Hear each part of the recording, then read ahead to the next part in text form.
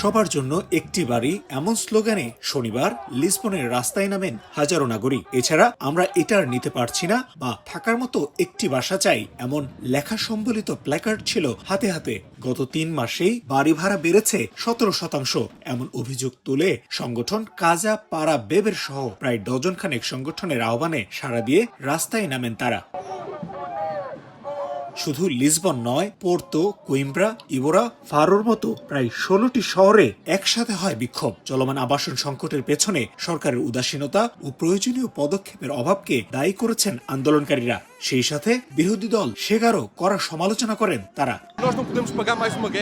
আর কোনো যুদ্ধ গ্রহণ করার মতো সামর্থ্য আমাদের নেই। সুদের হার বাড়ায় আমাদের বাড়ির লোনেও মারাত্মক প্রভাব পড়ছে। মর্টগেজ না, বন্দুকের পেমেন্টও অস্বাভাবিক বাড়তি। এভাবে চলতে পারে না। এসব সমস্যা মোকাবেলায় যথেষ্ট উপায় রয়েছে, কিন্তু সরকার সেসব পথে না গিয়ে সমস্যা জটিল করছে। তাই আজকে আমাদের এই বিক্ষোভ।